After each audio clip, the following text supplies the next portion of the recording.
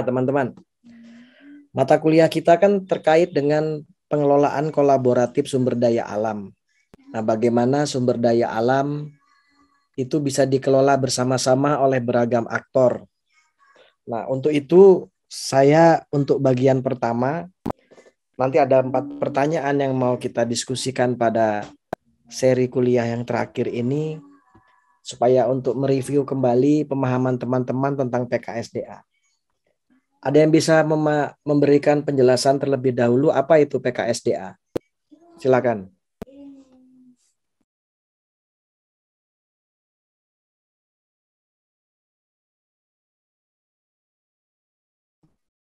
Apa yang teman-teman pahami tentang kolaborasi?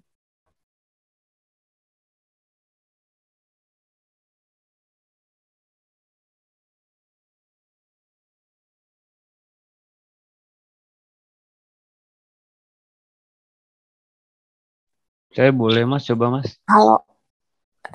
Ya udah Surya. Surya dulu lanjut ya, El. baru Elda nanti. Oke, silakan Surya. Iya saya, baik Mas.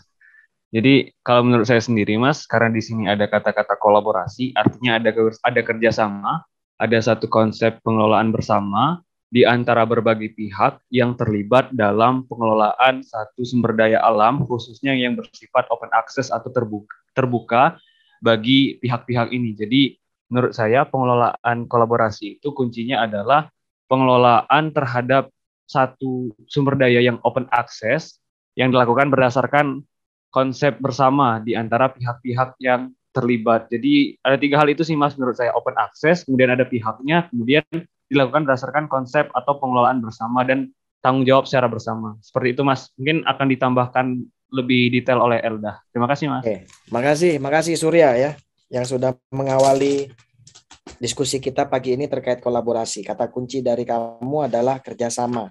Ada pihak-pihak mengelola satu sumber daya tertentu ya, dengan karakteristik tertentu. Oke, makasih. Di belakang Surya Dharma ada Elda. Silakan Elda. Aduh Mas, udah disebut semua nama Surya yang mau saya itu. Cuman kalau dari saya mungkin tambahannya yang sering disebut-sebut juga selama PKSDA ini, selain yang tadi Surya sudah jelaskan, ada negosiasi ya. Jadi yang sering sering disebut-sebut juga kan ada yang namanya win-win solution gitu. Cuman kalau di PKSDA ini sebenarnya waktu praktikum sempat dibahas, nggak ada yang benar-benar win gitu kedua pihak. Nggak ada yang benar-benar win karena istilahnya semua orang punya kepentingan tertentu, semua pihak punya tujuannya masing-masing. Tapi kalau dengan pengelolaan secara kolaboratif, setiap kepentingan itu harus sama-sama saling dikurangi dan ditambahi gitu untuk benar-benar mencapai tujuan bersama, sehingga ada kesepahaman bersama, sehingga pengelolaan si satu sumber daya alam itu benar-benar bisa dikelola secara kolaboratif dan menguntungkan gitu untuk semua pihak, walaupun menguntungkan dalam hal ini tuh nggak maksimal seperti misalnya kalau pengelolaan itu dilakukan secara private atau mandiri. Mungkin tambahannya segitu Mas, tapi saya setuju sama yang Surya sudah jelaskan. Ya, makasih. Elda sudah melengkapi Surya ya. Kalau Surya kan bicara kerjasama antar pihak, lalu Elda menambahkan tuh goalnya, tujuannya. Meskipun memang dijelaskan Elda tadi bahwa win-win solution itu yang kita bayangkan sebagai suatu skenario menang-menang itu seperti apa gitu ya. Apakah win-win solution itu seperti belah semangka gitu, 50%, 50%. Atau yang terjadi itu 10-90 gitu ya. Elda 10, saya 90, atau Elda 30, saya 70. Itu kita masih dalam perdebatan gitu. Tetapi memang kembali lagi kepada konsep tentang apa yang kita maksud sebagai win-win solution itu ya, sama-sama menang. Bukan win-lose, win-lose, lose-win, atau lose-lose, tetapi semuanya kepentingannya itu tercover di situ. Makanya menjadi penting kita bicara dulu tujuannya itu apa. Gitu ya. Misalnya di sini ada nih Wakil Ketua Himasyara nih ya. Di dalam Himasyara itu kan ada banyak orang-orang di situ. Ada banyak orang-orang dengan beragam kepentingan di situ. ada banyak departemen lah, divisi, program, tapi pasti mereka punya tujuan bersama, common goal-nya itu. Nah, kalau kita sudah bisa menemukan itu, insya Allah kolaborasi ini bisa berjalan dengan baik. Di belakang Surya, Dharma, dan Elda, ada yang mau kasih tanggapan?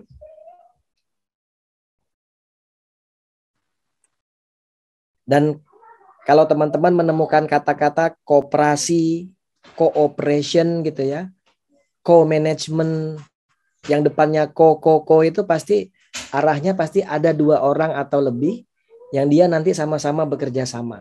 Kooperatif gitu kan. Dan seterusnya ya. Ini collaboration, kolaborasi, kolaborasi. Siapa lagi mau menambahkan mungkin dengan definisi-definisi yang gampang, yang singkat gitu ya. Apa itu kolaborasi?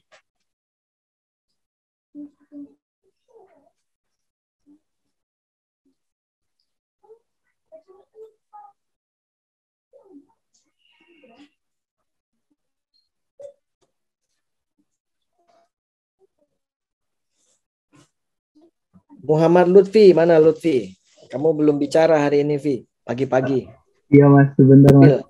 Saya baru buka catatan dari tadi, belum. Nggak usah pakai catatan, kan direfleksikan di kepala. Nambahin Surya dan Elda ya Mas. Ya. Jadi menurut saya pengelolaan sumber daya alam tuh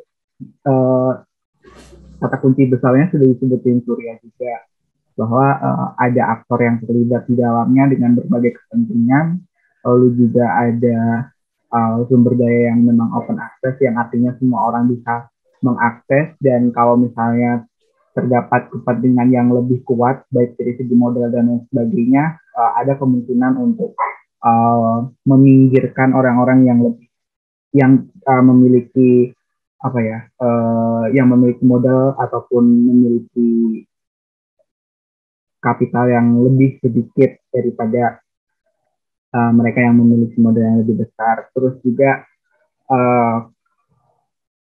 pengelolaan ini digunakan untuk mencapai tujuan bersama, dan yang dibilang Elda tentang bahwa tidak ada win-win solution itu menurut saya juga benar, karena pada dasarnya ada yang harus mengalah, ada yang harus menambahkan, terus juga harus bisa berkeadilan gitu dalam pelaksanaannya. Ya. Mungkin itu saja sih Mas.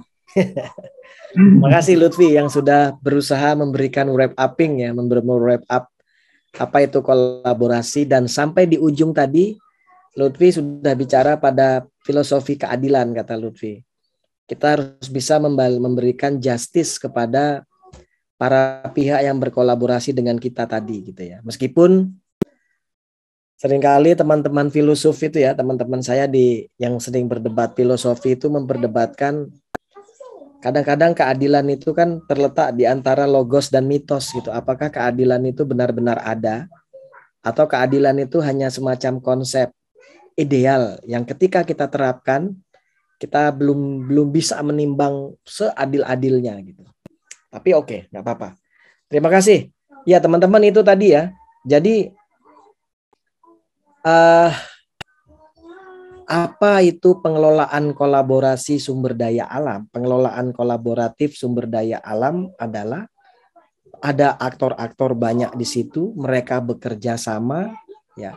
Mereka saling memahami satu dengan yang lainnya, memahami masalah, kemudian mereka mereka punya tujuan bersama, mau mencapai tujuan itu, dan nanti hasilnya bisa dirasakan dengan adil oleh orang-orang yang ada di dalam itu. Nah, tentu teman-teman lainnya sudah mengikuti kuliah kan, bahwa mengapa kita harus berkolaborasi, karena siapa di sini makhluk yang bisa memenuhi kebutuhannya sendiri. Secara dasarnya itu bahwa kalian itu manusia, saya manusia. Mau pakai baju aja harus cari penjahit dan harus cari yang memintal benang menjadi kain gitu ya. Dokter ketika dia mau makan pecel lele butuh bantuan pecel lele gitu ya. Mahasiswa sebagai agen of change, agen of social control, agen-agen perubahan. Begitu istirahat kuliah dia ke kantin butuh bantuan pedagang batagor dan lain sebagainya. Karena tidak satupun pemangku kepentingan itu yang mampu menyelesaikan tugasnya tanpa bekerja sama, apalagi di era yang serba kompleks sekarang ini. Ya. Lalu kita punya keterbatasan. Saya ini punya banyak keterbatasan. Ya, keterbatasan sumber daya. Sumber daya itu macam-macam, teman-teman. Sumber daya manusia, baik kuantitas maupun kualitas, sumber daya finansial, uang, ya, biaya, dana, lalu power, jejaring dan lain-lain. Di kelas ini ada yang jejaringnya luas, ada yang belum punya jejaring misalnya, dibantu. Lalu ada yang punya power besar, ada yang punya dana besar. Makanya teman-teman bisa menyelenggarakan suatu acara misalnya. Saya melihat connection ya. Connection itu kemarin kolaborasi teman-teman luar biasa itu ya. Ada yang punya ide begini, ada yang punya kendaraannya, membantu temannya, ada yang punya semangat, ya, ada yang mendoakan. Akhirnya terjadilah itu connection hasil kolaborasi mahasiswa Himasyera itu, sobat-sobat Syera itu. Nah, dan kita masing-masing ini tadi ya punya kekuatan dan kelebihan. Punya kekuatan dan kelemahan maksud saya. Kelemahan saya bisa ditolong oleh Elda. Tapi kelemahan Elda ditolong oleh Surya.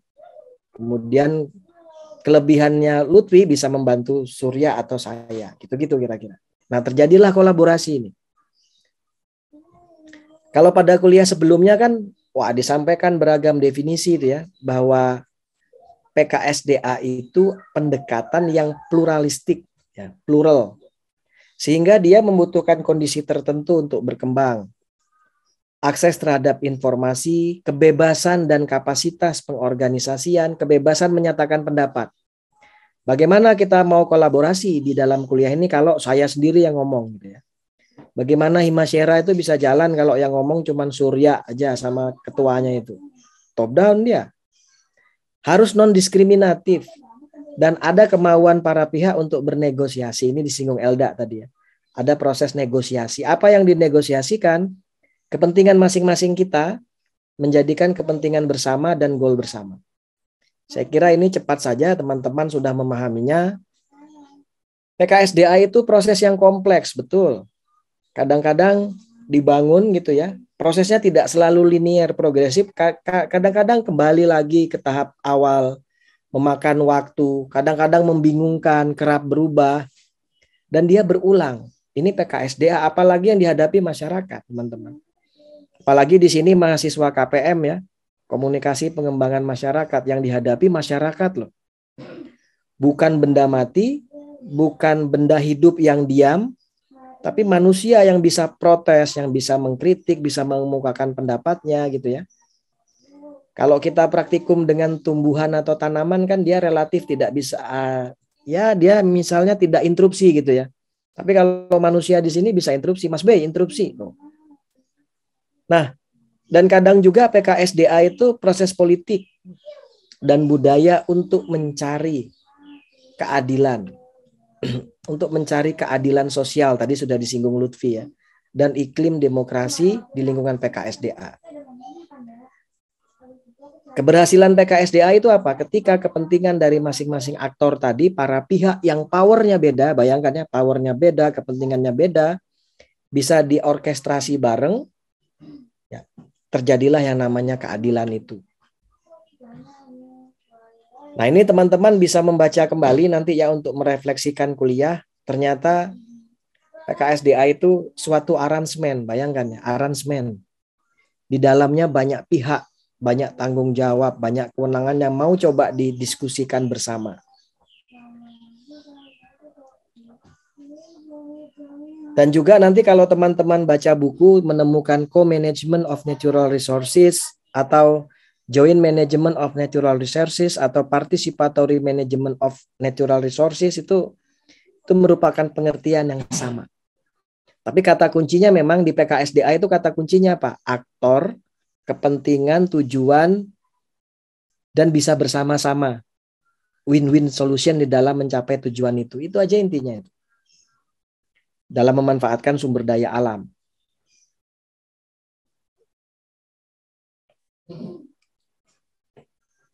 Nah, lihat yang nomor 2 ya, dalam kuadran ini. Ada kuadran 1, 2, 3, 4. Ketika modal sosial masyarakatnya kuat, lalu negaranya kuat, orang kuat dengan orang kuat ketemu, maka yang terjadi adalah co-management. Kalau tidak, yang nomor 2 itu akan terjadi apa, teman-teman? Bisa jawab, singkat.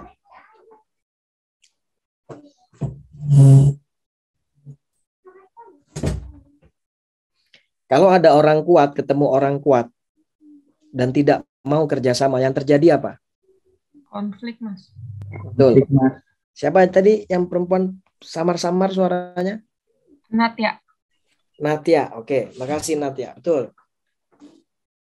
Natia bilang bahwa berarti kan co-management itu adalah jawaban atas konflik. Apakah teman-teman setuju? Jadi pengelolaan kolaborasi itu adalah jawaban atas konflik. Kalau setuju, kenapa?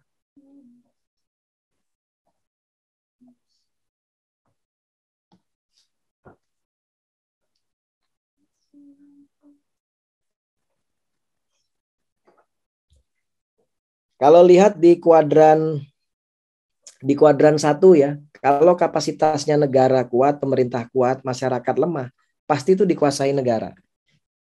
Tapi kalau negara lemah, masyarakat lemah, swasta masuk di situ menguasai.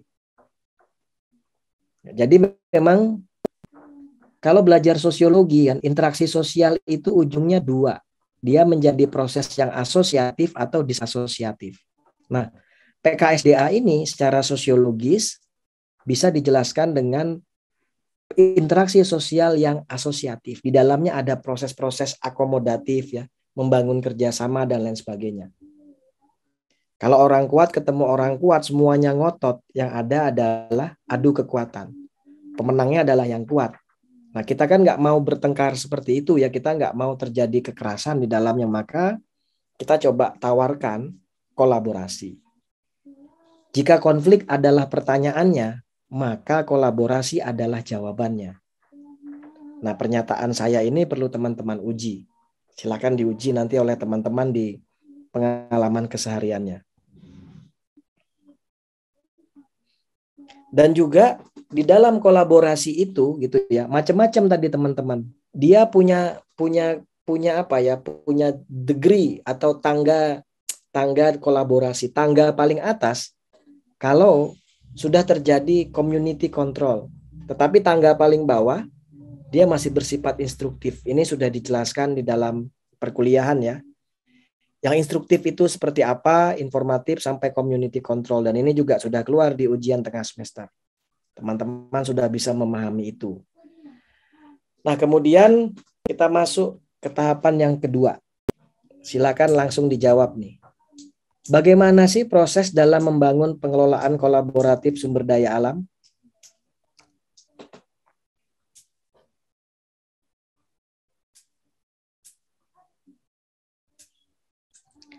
Kan teman-teman sudah belajar PKSDA meskipun tidak ada rumus bakunya, tetapi kita tahu langkah-langkah apa yang kita butuhkan di dalam membangun PKSDA. Kita bicara proses ya. Kalau bicara proses bikin kopi itu kan dari awal cari biji kopi, cari bikin bubuknya, powder ya, kemudian diaduk dan lain sebagainya. Muhammad Lutfi raise hand. Silakan Lutfi. Iya Mas.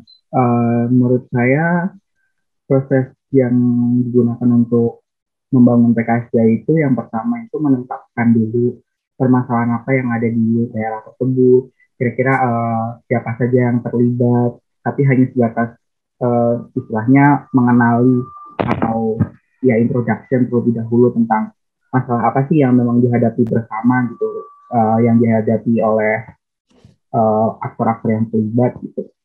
Terus kita mengenali daerah-daerah yang ingin digunakan untuk berkolaborasi dalam artian mungkin tadi open access berarti mungkin ada kemungkinan misalnya hutan atau wilayah perairan dan sebagainya.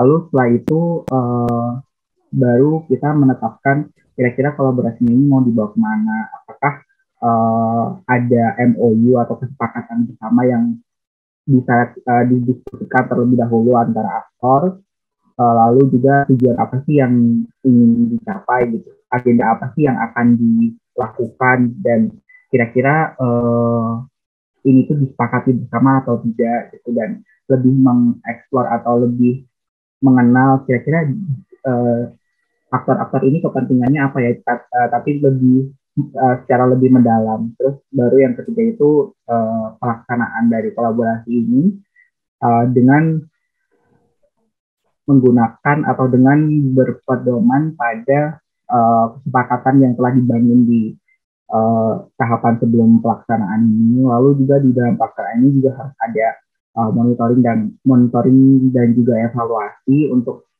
mengetahui kira-kira tujuannya apakah sudah bisa tercapai atau belum ya, atau ada beberapa kegiatan yang memang harus dihilangkan, atau bahkan ada beberapa kegiatan yang harus ditambah. Makanya di proses yang kedua sebelum pelaksanaan itu kita juga harus menetapkan terlebih dahulu apa yang harus dicapai, lalu indikator apa sih yang menyatakan bahwa proses misalnya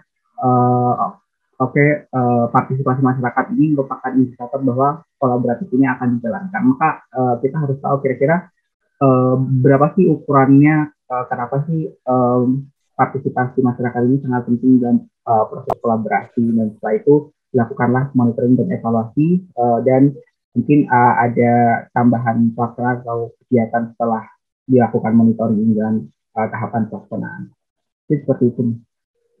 Oke, wah, ini calon asisten praktikum PKSDA nanti nih. Terima kasih Lutfi. Apa yang disampaikan Lutfi tadi, dia mau mapping dulu gitu ya. Lalu dia menetapkan dan dia laksanakan. Sebentar, tadi ada chat dari Janatul. Harus ada komunikasi dulu. Wah, makanya kalian kuliahnya komunikasi pengembangan masyarakat ya. Oke. Makasih Janatul. Lalu ini Zikra Aulia Azhara. Silakan Zikra. Kamu Iya, sudah Mas. angkat tangan. Saya mau nambahin dikit sih Mas dari yang Lutfi. Kalau menurut saya di dalam proses membangun PKSDA ini juga harus ada menumbuhkan rasa percaya atau rasa trust gitu Mas. Jadi kalau misalkan dari setiap aktor dan setiap pihak itu udah melakukan proses-prosesnya, tapi ternyata belum ada rasa percaya antar pihak gitu, menurut saya akan jadi api dalam sekam juga gitu Mas. Jadi ketika mereka melakukan proses-proses itu masih ada apa ya istilahnya semacam suuzon, kayak takut hal ini tuh nggak bisa tercapai, atau takut kayak nanti kalau misalkan udah terjadi jangan-jangan pihak kita akan dirugikan di akhir kayak gitu. Jadi menurut saya di dalam proses ini di dalam proses ini tetap salah satu yang penting itu membangun rasa percaya itu sih Mas. Oke, luar biasa nih Zikra. Dia sudah masuk ke filosofi dari kolaborasi itu gitu ya. Bagaimana kolaborasi bisa terjadi kalau masih ada dusta di antara kita, kira-kira gitu ya. Misalnya kita mau kolaborasi, tiba-tiba jangan-jangan gue dikibulin Surya nih. Dia aja nih sebagai ketua yang mau untung gitu kan. Zikra ragu-ragu, akhirnya kolaborasi berjalan setengah hati. Nah, ketika kolaborasi berjalan setengah hati itu umurnya tidak lama itu. Memang betul ya. Trust itu menjadi penting. Makanya apa tuh teman-teman belajar mata kuliah community development itu ya, pengembangan masyarakat kan, kepercayaan, trust itu penting. Kalau kita sudah menjadi trust society, masyarakat yang punya kepercayaan, wah itu jalannya sudah enak itu ya. Seperti total football itu kan. Si Lutfi itu saya kedipin aja matanya, dia udah tahu bahwa saya minta bola tuh. Kita kasih kode kedipan mata atau tanda-tanda pakai mulut gitu ya, sana-sana itu dia udah tahu. Makasih Zikra.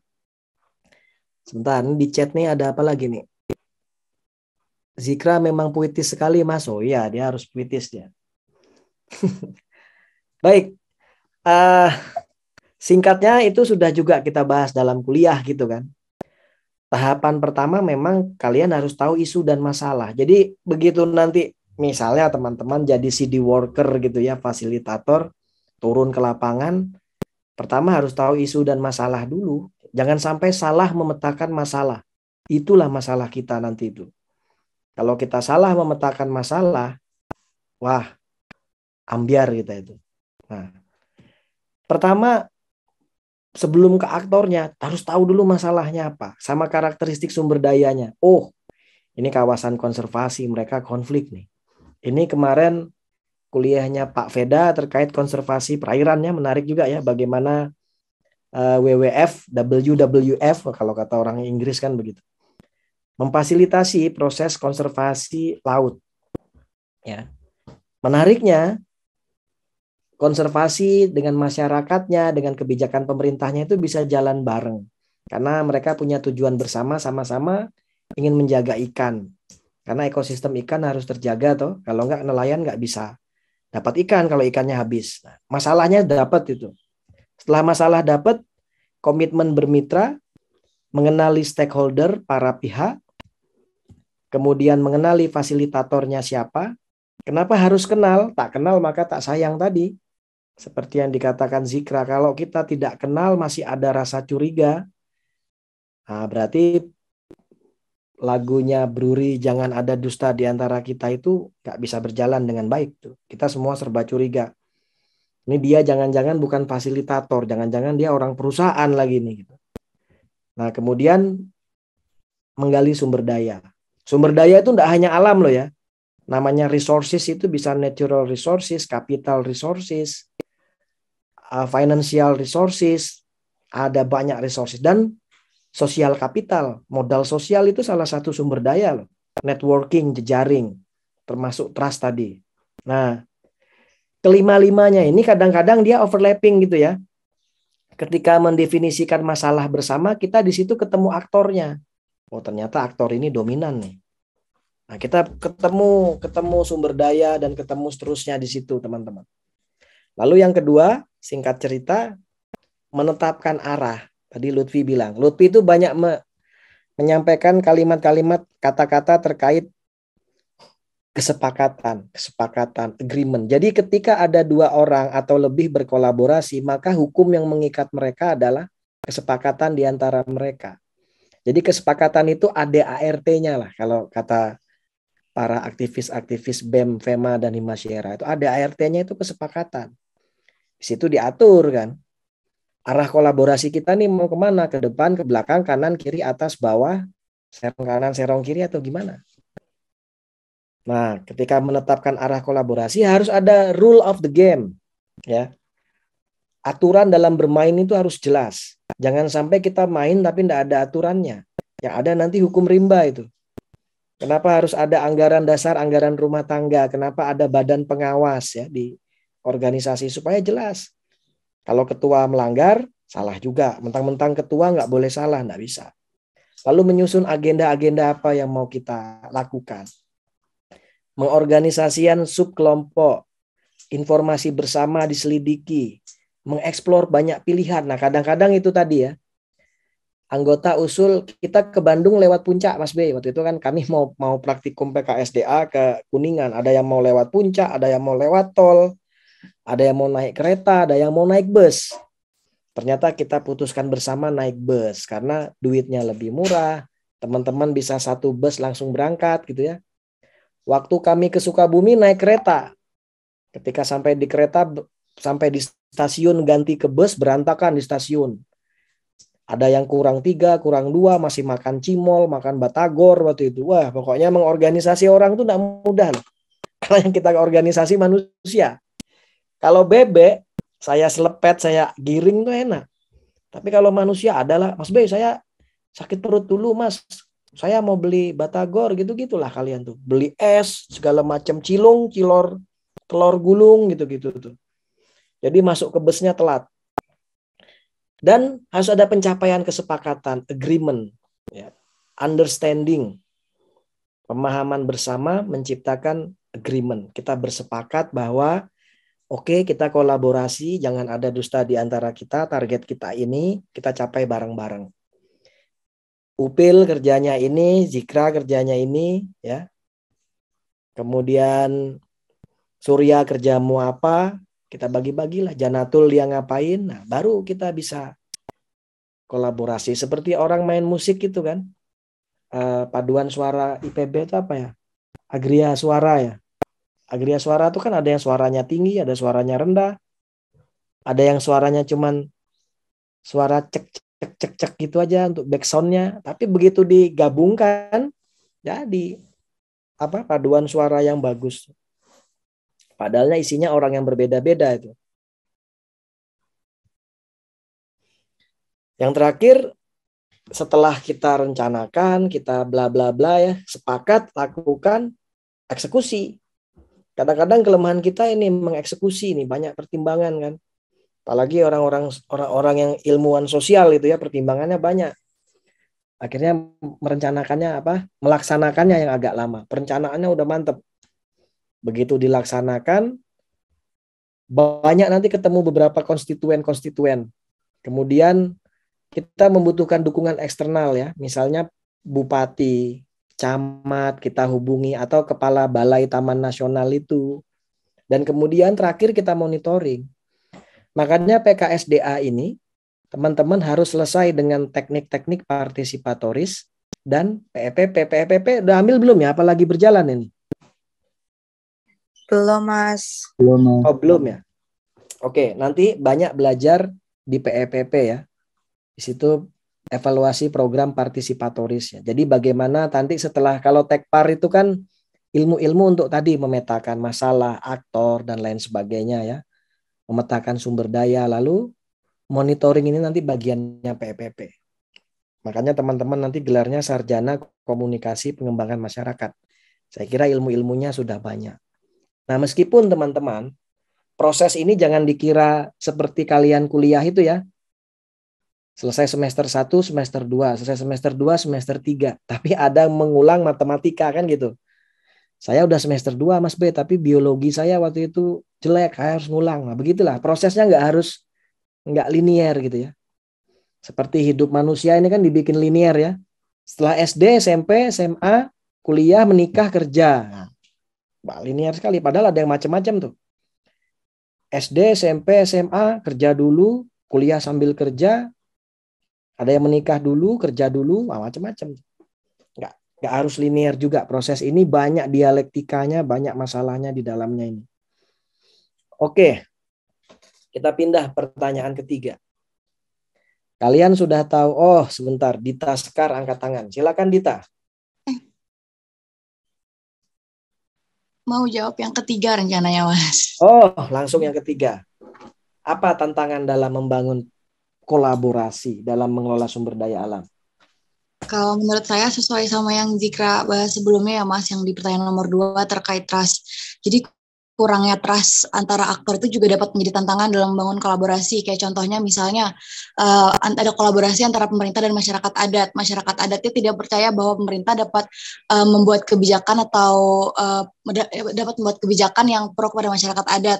Nah, sedangkan pemerintahnya sendiri mereka kurang percaya bahwa masyarakat, khususnya masyarakat adat, mampu dalam mengelola sumber daya alam dan lingkungannya. Padahal kan kita sama-sama tahu kalau masyarakat lokal, masyarakat adat, mereka punya traditional ecological knowledge yang bisa diterapkan dalam pengelolaan sumber daya alam lokalnya gitu sih, Mas. Ya. Oke. Kata Dita, Elda juga angkat tangan ya. Bentar ya. Kata Dita, masalah trust. Karena aktornya beda-beda. Pemerintah sama masyarakat adat.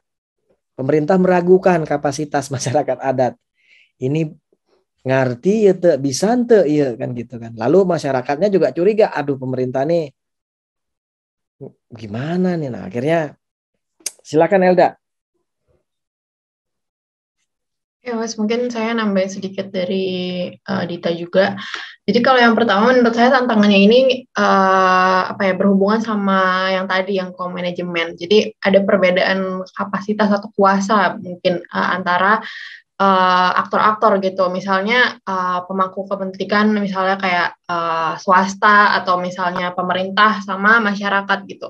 Dimana sering juga nih judulnya udah kolaborasi, judulnya udah misalnya udah negosiasi bla bla bla, tapi masih aja timpang gitu, masih aja timpang di antara si pemangku kepentingan tadi gitu.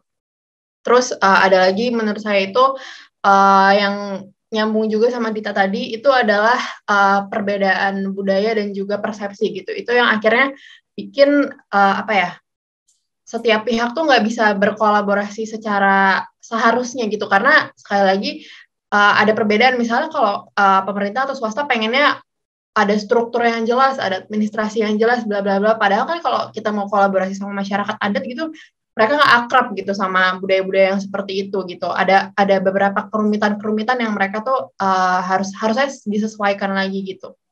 Terus tadi saya mau ngomong apa ya? Terakhir lupa lagi.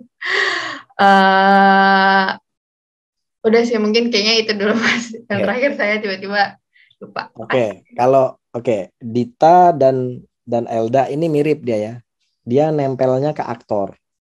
Aktor itu punya kepentingan, punya kuasa yang berbeda-beda, sehingga ini menjadi tantangan tersendiri dalam kolaborasi gitu ya. Misalnya aja, waktu saya nganter kalian turlap itu, saya tidur bareng-bareng kawan mahasiswa. Mereka tenang gitu ya, kalem gitu. Karena ada saya di situ, ada Mas B. Terus saya keluar, saya pulang, baru terjadi ngobrol, bercanda di antara mereka. Ketika ada saya, mereka sulit untuk bercanda, ngobrol. Karena mereka tahu power saya dengan mereka beda gitu. Wah, ada Mas B, segan, dan lain sebagainya. Itu yang kadang-kadang membuat proses pembauran kolaborasi itu sulit gitu ya. Waktu itu ada yang satu rumah bareng siapa tuh ya. Wah, akhirnya kami mengelompokkan diri ya. Asisten-asisten, dosen-dosennya kami bikin satu rumah supaya mahasiswa itu bisa diskusi dalam situ. Itu baru kita gitu. Dan juga ada pertanyaan menarik ketika saya di lapangan tuh. Kakak kelas kalian beberapa tahun yang lalu. Mas B, apakah harimau sama kambing bisa kolaborasi? Pertanyaan kakak kelasmu tuh kadang ada-ada aja kan. Katanya Mas B kita bisa kolaborasi nih. Tapi kalau konteksnya kambing sama harimau gimana bisa kolaborasi? Bisa enggak teman-teman?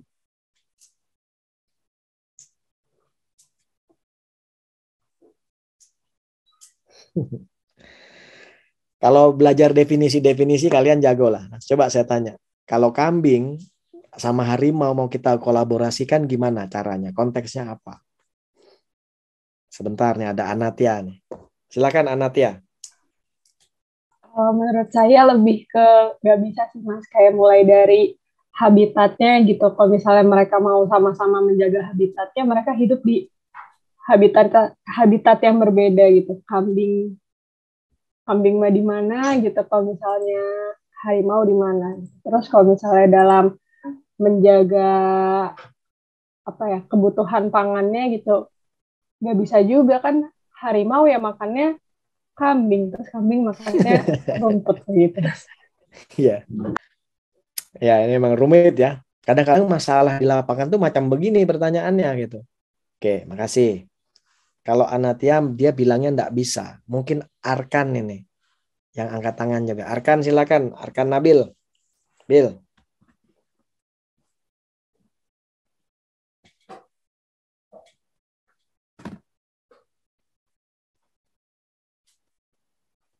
Bil. Ada suaranya Arkan. Kan, ada suara kan? Tapi dia di chat nulis bilangnya nggak bisa. Dan dia bilang dia error. Berarti nggak bisa kolaborasi nih. Ada masalah teknologi di kita. Coba kau keluar dulu, Arkan masuk lagi kau.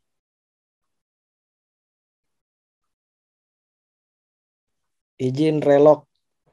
Oh, relog itu relogin ya. Wah, ini bahasa-bahasa begini yang perlu dipahami oleh orang yang berbeda power dan habitat gitu ya.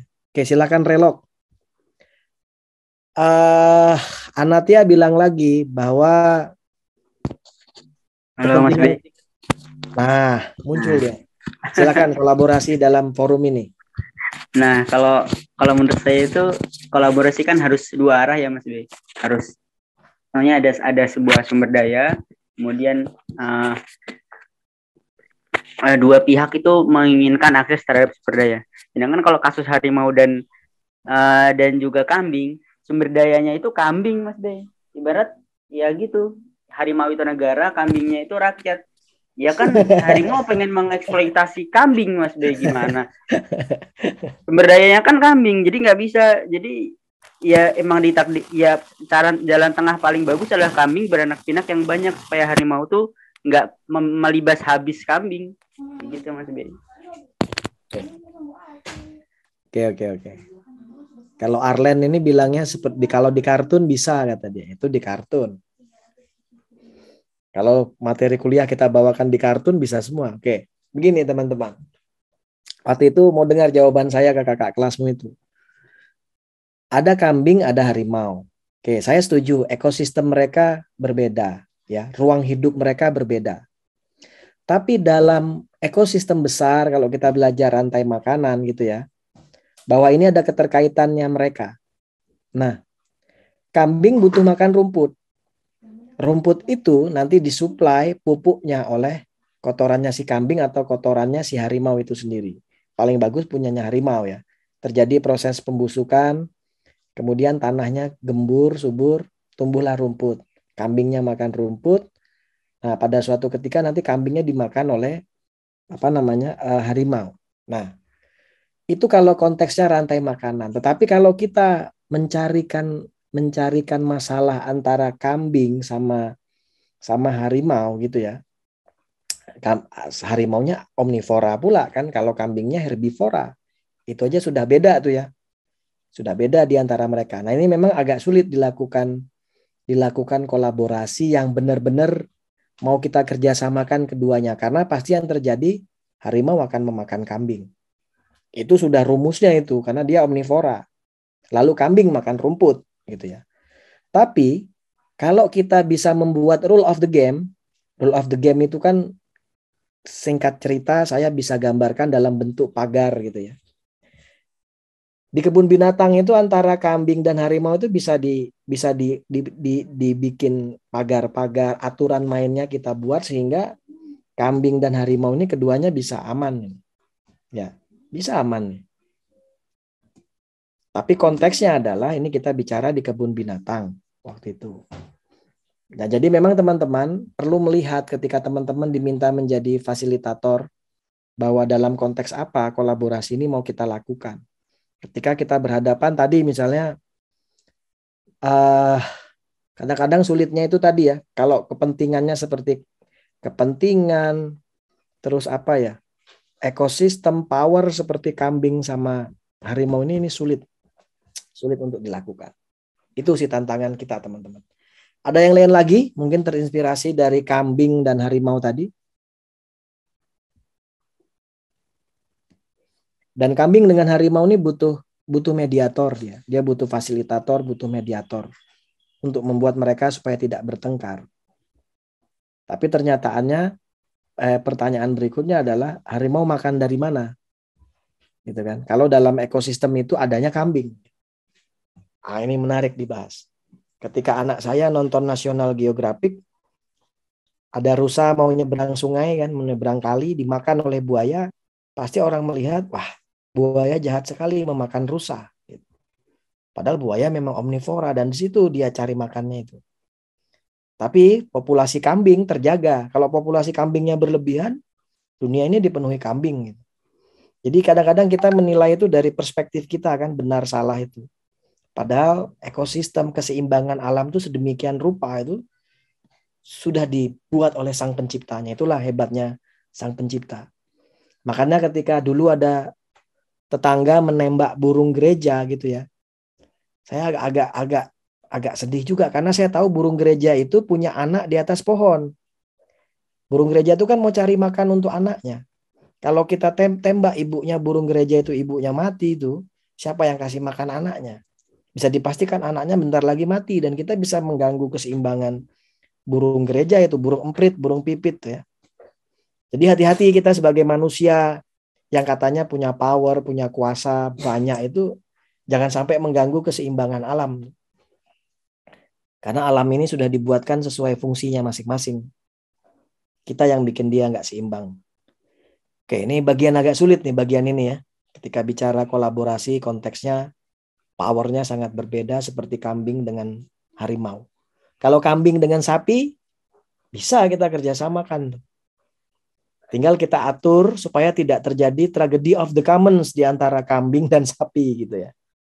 Berarti soal apa nih? Padang rumputnya, tempat makan mereka kita atur. Sapi sama kambing rapat berdua tuh. Terus kata Lutfi membangun agreement. Mbing, kamu kan temboloknya kecil, Mbing, perutnya kecil. Oke, sapi, kamu yang sebelah sana ya.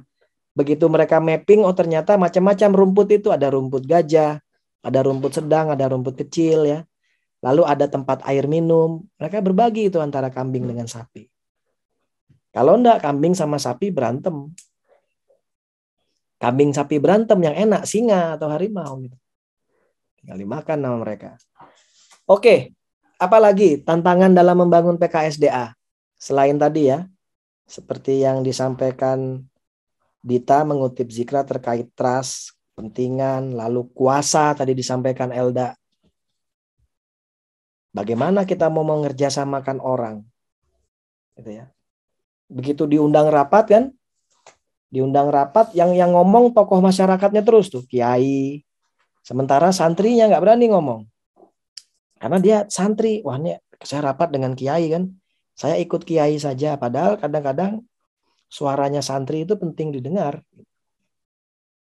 Belum lagi bicara tentang keadilan gender ya. Rapat membahas masalah mengkolaborasi tentang ekonomi rumah tangga. FGD yang diundang suami istri, istrinya pasti takut ngomong gitu, karena ada suaminya. Itu juga perlu diperhatikan tuh ya soal power, position, lalu resources yang dia punya. Ada lagi yang mau menyampaikan sesuatu? Selain menjawab pertanyaan, boleh bertanya, boleh menyampaikan pernyataan, statement. Ini bebas nih kuliah nih. Kan forum demokrasi. Power kita sama kalau dalam kuliah ini. Peran kita yang beda. Anatia dan Salwa. Salwa dulu, karena Anatia tadi sudah. Nanti setelah Salwa lagi. Salwa silakan. Ya, makasih Mas. Mau coba jawab yang tantangan sih Mas. Silakan, apa menurutmu? Kalau menurut saya salah satu tantangannya itu menjaga komitmen bersama Mas. Karena kan tadi selain kepercayaan kita perlu ada komitmen sama-sama yang makanya ada buat co-management kan, dan menjaga komitmen itu mungkin nggak segampang itu. Jadi menurut saya menjaga komitmen itu salah satu tantangan dalam proses kolaborasi itu sendiri gitu Mas. Wes. Ini udah macam membangun hubungan apa aja nih, komitmen ya. Komitmen itu penting. Jangan komat kamit gitu ya. Karena seringkali kita komit tapi komat kamit. Woi kuliah jam 8. Nanti kita mulainya 8.30 gitu. Kita nggak komit. Komit pada apa? Pada tujuan. Pada agreement, kesepakatan yang kita buat. Kan gitu. Baru kita bisa kolaborasi. Kalau komat kamit, itu nggak bisa. Saya setuju dengan Salwa. Yang tidak setuju dengan Salwa, silakan didebat. Tapi saya oke nih, bagus nih ya. Selain agreement, kesepakatan harus komitmen. Memegang komitmen. Komitmen itu apa ya? Integritas itu. Kita orang yang berintegritas itu pegang komitmen. Betul. 100 Salwa. Terus ada nih Rianti, tapi tadi ada Anatia. Anatia tadi. Anatia dulu, silakan Anatia. Oke, terima kasih Mas. Kalau menurut saya tantangannya juga terkait itu karakteristik sumber daya alamnya Mas yang mau diatur dan dikolaborasikan. Betul. Kondisi sumber daya alamnya ya, kondisi setting ekosistemnya yang karena di laut, di darat, di gunung, di pantai itu beda-beda tuh hutan apa dulu? Hutan konservasi, hutan produksi, hutan lindung, beda-beda. Oke. Thank you Anatia. Oke. Kemudian ini Rianti nih. Gimana Rianti? Oke Mas, menurut saya sih tantangan yang paling besar sebenarnya terkait ego dari aktor ya. Soalnya kayak apa ya, termasuk beberapa sumber daya alam yang misalnya bernilai lebih tinggi daripada sumber daya alam yang lain, itu pasti direbutin sama lebih banyak aktor lagi dibanding sumber daya yang tidak terlalu bernilai tinggi gitu kan. Jadinya gimana caranya supaya bisa berperilaku adil sih terhadap masing-masing pihak gitu. Dan juga kan penting, yang susah sebenarnya monitoringnya juga sih. Soalnya kan kalau sumber daya alam itu nggak dimonitoring kan pasti bakalan ya ujung-ujungnya balik lagi ke ya common pool resources ya, yang kayak bisa dipakai oleh semuanya tanpa ada yang ngatur gitu. Jadi yang paling susah itu sebenarnya egoisme para pihak dan juga monitoring dari pihak-pihak yang seharusnya menjaga itu gitu. Itu sih Mas. Oke. Rianti menambahkan faktor ego ya, egoisme, egonya dari para aktor. Mengapa aktor itu ego? Karena dia pengen kepentingannya dia yang di accept gitu ya, yang diterima. Sehingga dia harus bertengkar. Apalagi seperti dikatakan siapa tadi, Anat ya, bahwa karakter sumber dayanya beda-beda. Kalau sumber dayanya itu emas gitu ya, ladang emas, bukan ladang rumput, ladang emas. Wah, itu tingkat gesekan kepentingannya bisa lebih besar lagi, atau bisa perang. Nanti kita belajar sumber daya alam, keadilan dan perdamaian. Ini seperti judul lagu mata kuliah ini. Ada itu SDAKP. Nanti kita diskusi soal itu setelah teman-teman PKSDA. Terima kasih Rianti. Aleluya. Iya Mas. Oke teman-teman ya. Kendala-kendala kolaborasi ini soal kuasa, soal kemampuan akses, kontrol, ego antara aktor pemerintah, swasta dan rakyat. Kadang-kadang rakyat itu kecil dia. Ini bolanya gede nih. Dan timbangannya nggak adil lagi ya, nggak di tengah-tengah gitu ya. Kemudian aktor beda-beda. Kadang kita mengeneralisir ya. Kayak saya juga khawatir dalam berkuliah itu saya menganggap semuanya monyet gitu. Jadi perintah saya adalah meminta teman-teman memanjat pohon. Ternyata kalau teman-teman ada yang ikan ya, yang di tengah ini toples ini. Bagaimana kalau kita memerintahkan ikan itu untuk manjat pohon? Pasti dia kalah. Yang salah perintahnya. Jadi saking beragamnya aktor, maka aktor ini harus kita dekati dengan keunikan mereka. Unifikasi aktor itu harus kita pikirkan. Lalu tadi ya, soal kesamarataan dengan keadilan tuh menjadi persoalan di kita. Kadang-kadang kita tuh mau bagi rata aja. Udah Mas B, daripada pusing-pusing, anggaran negara ini kita bagi 270 juta penduduk, masing-masing penduduk dapat sekian. Tapi kan penduduk kita ada yang kaya, ada yang miskin, ada yang sangat kaya, sultan gitu ya. Mobilnya udah banyak. Mosok yang kaya dikasih sama dengan yang miskin? Jangan-jangan yang kaya enggak perlu dikasih. Kalau bicara keadilan ya. Yang miskin, yang kecil dikasih banyak supaya dia bisa apa ya, berdaya gitu ya. Kalau enggak dia enggak berdaya itu. Ini penting kita diskusikan. Kompleksitas. Seperti tadi, masalah itu kadang rumit gitu. Sudah terlanjur ruwet, benang kusut. Saya pernah main layangan tuh. Saya tarik-tarik, benangnya kusut. Ketika kusut saya bingung nih gimana caranya membuat ujungnya aja enggak kelihatan lagi tuh. Akhirnya saya gunting, baru saya sambung-sambung. Kadang-kadang kerumitan teknis tuh ruwet juga. Belum lagi masalah administrasi ya. Masalah administrasi itu tidak mudah juga kita selesaikan. Ini apa nih orang berdua nih? Hubungan-hubungan sejarah masa lalu gitu ya. Saya pernah bagi kelompok gitu. Bagi kelompok mahasiswa angkatan berapa saya lupa lah. Ternyata dia usul, Mas saya nggak bisa sekelompok karena ada sejarah masa lalu. Waduh.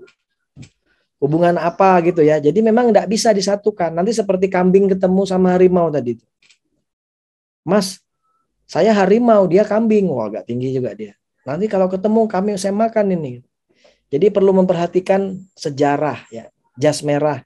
Jangan sekali-kali melupakan sejarah karena aktor-aktor ini punya masa lalu yang perlu kita cek gitu. Misalnya politik kepala desa.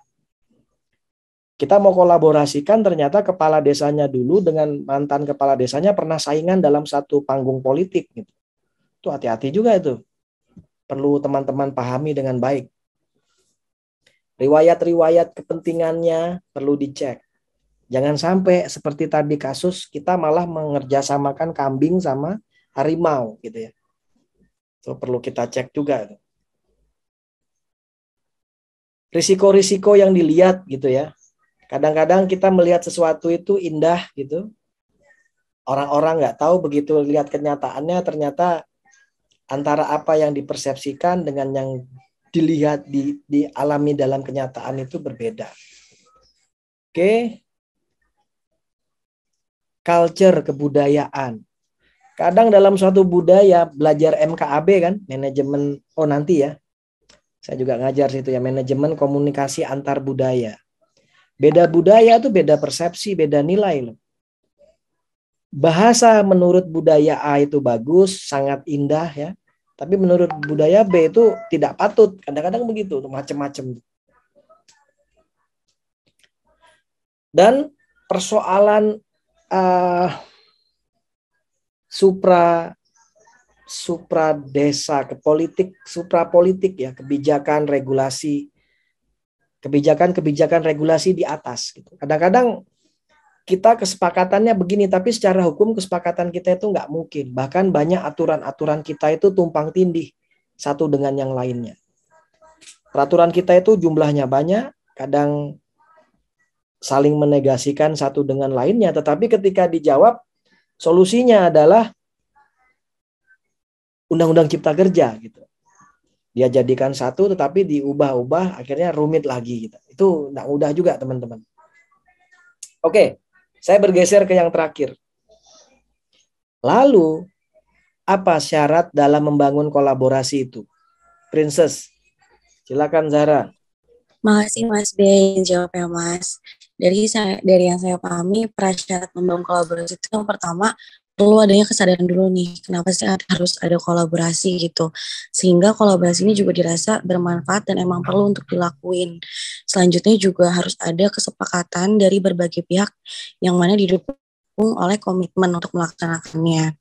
Dan prasyarat lainnya juga mengenai kepercayaan yang tadi kita udah bahas, yang mana kepercayaan ini juga merupakan hal yang penting di antara masing-masing aktor agar kolaborasi ini juga dapat berjalan dengan baik tanpa adanya prasangka buruk di antara masing-masing aktor. Mungkin itu Mas B, makasih.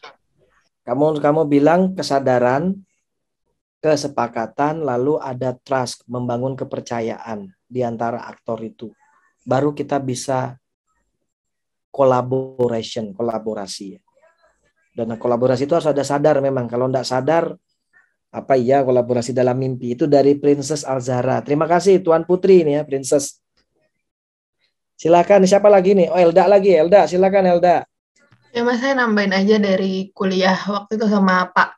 Siapa saya lupa namanya yang dari Glasgow itu Mas. Wiratno. Betul. Nah itu waktu itu kan dimoderatori juga sama Bu Rina ya.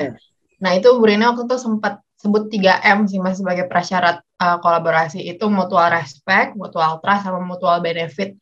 Kalau mutual respect itu saling menghargai gitu. Dimana kan kalau kita berkolaborasi, namanya juga berkolaborasi, pengennya co-management gitu. Kedua pihak itu kayak sama-sama kuat. Jadi akhirnya ya itu kuncinya itu pertama harus saling menghargai. Terus yang mutual trust itu yang tadi Princess juga udah jelaskan gitu, harus bisa saling percaya. Dan jangan sampai juga tapi percayanya tuh cuman asal percaya aja, tapi harus ada kayak misalnya MOU atau misalnya perjanjian yang tertulis. Hitam di atas putih gitu ya? Ya betul, karena zaman sekarang kalau diomongin doang mah bisa dilanggar gitu.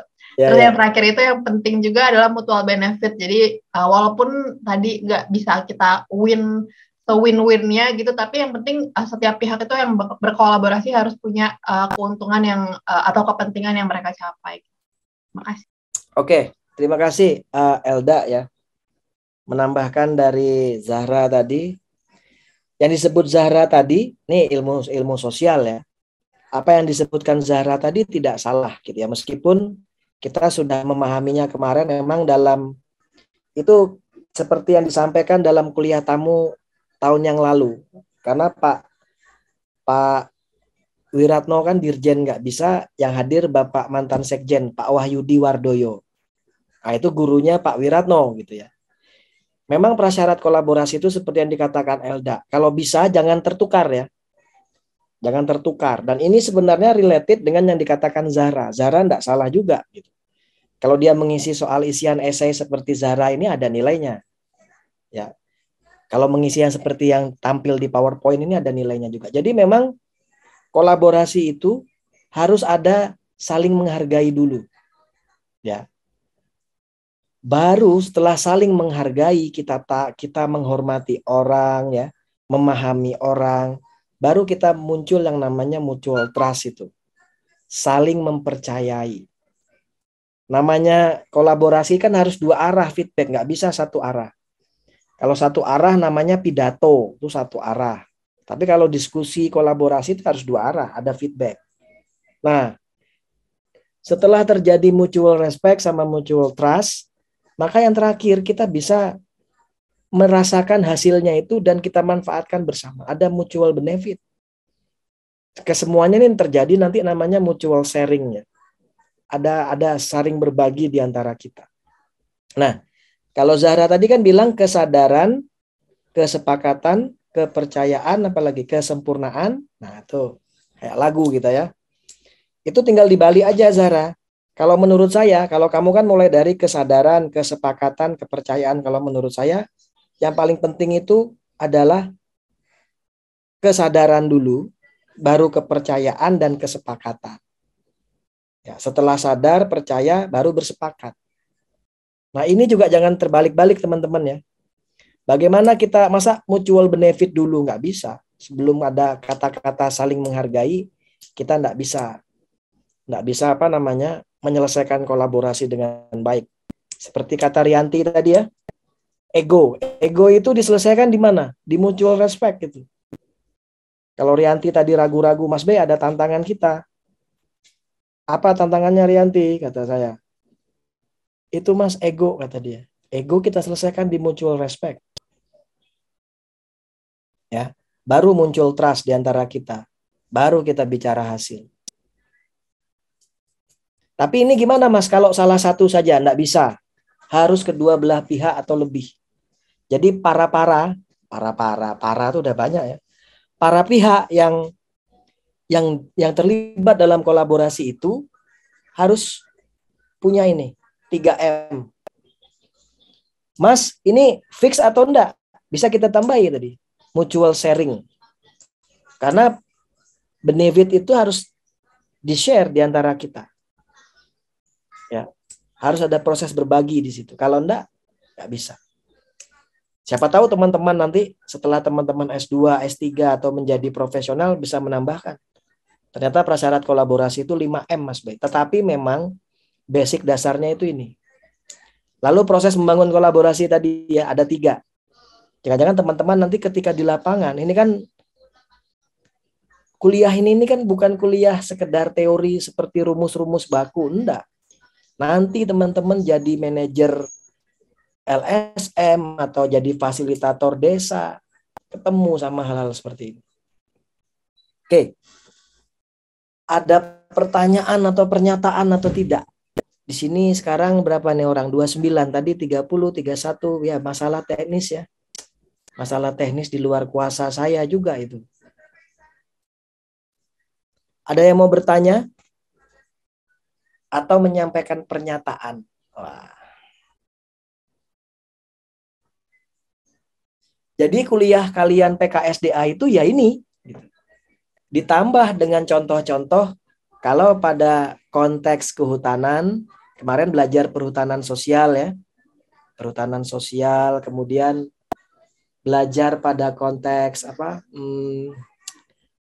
laut, pesisir, ya, hutan adat dan lain sebagainya, itulah salah satu contoh-contohnya ketika kolaborasi ini akan dijalankan. Tapi in prinsip bahwa apa yang tadi saya sampaikan melalui 4 pertanyaan pemantik itu pesan saya tolong dipegang kuat-kuat. Ya. Karena belajar yang benar itu adalah yang seperti tadi gitu ya. Bisa merefleksikan, menjelaskan, bukan menghafal. Tapi bisa dibayangkan. Mas B, saya coba terapkan, bagus. Memang saya mohon maaf ya karena corona dan lain sebagainya ini, jadi proses kuliah kita itu nggak bisa ke lapangan, itu dia. Teman-teman disuruh cari-cari kasus sama Bu Heru, sama Mas Helmi gitu ya, sama Mas Tri. Jadi ngawang-ngawang gitu ya. Memang tuh saya juga bingung juga nih sejak online ini gimana. Padahal mata kuliah ini harus turun ke lapangan. KPM itu kalau tanpa masyarakat kita cuman KP doang, M-nya nggak ada. Makanya harus ke lapangan, harus ngobrol sama masyarakat. Kakak kelas kalian ke Taman Nasional Gunung Cermai itu ya. Waktu itu saya minta 2 malam. Kelamaan Mas B semalam, ketika ada di sana nggak mau pulang. Nambah lagi Mas, nanti kuliah Seninnya Selasa izin aja Mas. Wah, enak kalau ketemu masyarakat. Mutual respect, mutual trust, mutual benefit ini kerasa di situ. Ya, bagaimana kita datang pertama, engage ya, membangun social engagement dengan masyarakat itu seni tersendiri, itu nggak bisa tiba-tiba saya mahasiswa, saya fasilitator nih, saya mau meneliti PKSDA, nggak bisa. Ini ilmu sosial ini, ya. Ini ilmu sosial, keakraban kita dengan masyarakat itu penting ya. Engagement, engage, bertunangan kalau artinya. Tapi itu sebenarnya proses meleburkan diri di dalam masyarakat. Bikin turlap Mas, bikin turlap saya udah mau bikin, tapi apa ya? Namanya informal saja Mas. Nah ini salah satu stakeholder Elda ini yang menawar saya. Gitu. Dia punya kepentingan. Lalu saya dibatasi oleh regulasi tadi ya, supra koordinator mata kuliah kan di atasnya ada fakultas IPB. Kalau informal nanti ada apa-apa kita gitu ya. Mas B, Elda pingsan di jalan gitu, kecebur got. Waduh, itu tanggung jawab deh Elda. Gitu. Saya tahu, saya sendiri juga punya cita-cita sama kawan-kawan kami itu ingin ke lapangan bareng teman-teman, karena mengenal desa kalau dari kata-kata itu seperti puisi gitu. Tapi kalau mengenal desa dengan turun ke dunia nyata itu dia beyond puisi, dia melampaui puisi. Gitu sih teman-teman. Sabar ya, mudah-mudahan semester depan kita sudah ke kampus, kita ketemu ya. Tengok-tengoklah kampusmu itu ya. Supaya apa ya, kalian bisa punya sense of space gitu ya. Memang kelemahan mata kuliah ini karena online, saya lihat sense of space-nya nggak ada gitu, sama sense of social space gitu ya, ruang sosialnya nggak ada karena teman-teman di rumah gitu ya. Corona itu memang merusak interaksi sosial gitu ya. Lebaran nggak boleh salaman, terus tuh harus berjauh-jauhan, muka ditutup gitu ya. Wah, padahal kita makhluk sosial. Oke teman-teman, sekali lagi saya sampaikan, ada yang mau bertanya atau menyampaikan pernyataan, saya kira kuliah ini sudah jelas ya. Oh Zakwan, ini terakhir nih. Biasanya nih yang keluar masuk, Zakwan sulit-sulit sinyal nih. Oke, The Last Samurai, Zakwan, silakan. Apakah suara saya terdengar Mas B? Wah, terdengar. Bagus suara B, ya, izin bertanya. Waktu itu saya ini obrolan sama teman-teman saja, waktu itu sempat ngobrol. Jadi ketika masyarakat itu misalkan sudah tercapai kolaborasinya atau tercapai goalnya, kadang-kadang antara kita tuh ada kejenuhan, terus dari kejenuhan itu ingin A, ingin B, dan kadang melupakan tujuan awal, kayak misalkan untuk kemerdekaan musuhnya penjajah, tapi setelah kita merdeka ada aja yang pengen menang sendiri. Nah, itu maksudnya berarti kalau dikolaborasi ke apa ya, sustainability-nya gimana caranya biar bisa terus apa ya, sustain gitu Mas, tanpa terulang lagi hal-hal yang sebelumnya gitu Mas. Terima kasih. Pertanyaan susah, tapi saya mau mengutip siapa tadi, Salwa Zahratul Haya ya. Kata kunci sustainability itu adalah komitmen, konsistensi kita pada tujuan kita sebelumnya. Karena kan kita sudah buat rencana, kita punya agreement, kesepakatan. Nah samalah kalau kalian nanti membangun rumah tangga gitu ya, kan itu kan kolaborasi. Kalau enggak bubar nanti gitu. Makanya yang perlu apa? Komitmen terhadap apa yang kita ucapkan dulu, yang kita cita-citakan bersama, yang kita sepakati. Zakwan, Kan ada lagunya tuh, mau dibawa kemana hubungan kita. Nah, itu kan pertanyaan yang berkaitan dengan aspek keberlanjutan itu ya. Mau dibawa kemana hubungan kita? Mau dibawa ke jurang, mau dibawa terus? Kalau terus berarti kita cek cita-cita kita apa. Indonesia kan begitu. Indonesia kan berapa kali dicoba digempur, tapi kita punya undang-undang dasar, kita punya kesepakatan sebagai suatu bangsa, punya value Pancasila, terus kita komitmen, maka keberlanjutan itu terjaga. Jadi kata kuncinya memang menjaga komitmen itu. Nah, di atas komitmen itu banyak kawan-kawannya itu respect, trust, ya, ada mutual benefit seperti ini yang harus kita gelorakan bersama-sama. Tapi Zakwan, kita juga tidak bisa membayangkan kolaborasi itu sebagai happy ending, the end of process. Kolaborasi itu bukan titik dia, tapi koma dia. Nah, kalimat ini terus dijaga agar bisa menjadi paragraf yang indah itu dengan komitmen tadi. Pada mulai tahapan pertama kita ngapain tadi kan? Kita udah tahu masalah kita. Kemudian kita udah tahu sumber daya kita. Kita buat rule of the game-nya. Kalau ada yang melanggar rule of the game, kita monitoring, kita hukum. Ya. Supaya kita, katamu tadi, bahasa kerenmu tuh sustain. Padahal itu secara bahasa Inggris salah. Ya. Nah, sustainability. Supaya berkelanjutan. Kata kuncinya gampang diucapkan komitmen. Tapi seringkali dilanggar. Bahkan kita sendiri tuh nggak komit sama diri sendiri. Kita komat kamit ya. Contoh ya, mau contoh paling gampang. Saya pun kadang terjebak itu juga alarm. Mau ke bandara pagi-pagi nyalakan alarm jam 3. Tapi saya bilang, ntar 15 menit dulu masih ngantuk banget. Kita nggak komitmen sama alarm yang kita buat sendiri loh. Coba beberapa kadang-kadang mungkin ada juga nih kan. Alarmnya dimatiin atau diperpanjang 5 menit kan. Sambil dengan membenarkan diri bahwa saya masih ngantuk, butuh 5 menit lagi. Akhirnya ke bandara mepet, hampir ditinggal pesawat. Itu contoh tidak komit itu. Pada diri sendiri, bagaimana pada tujuan bersama. Ya. Tapi guncangan pertama, Zakwan, kalau kolaborasi itu masalahnya makin meningkat.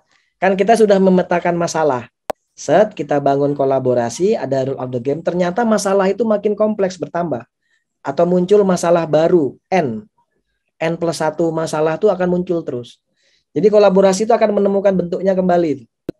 Ya. Karena masalah kita dalam dunia sosial itu kan nggak titik gitu ya. Tapi koma. Terus berjalan. Kira-kira gitu jawaban saya Zakwan dari pertanyaanmu yang agak filosofis dan rumit itu gitu. Gimana Zakwan? Terima kasih Mas Wi atas pencerahannya. Oke.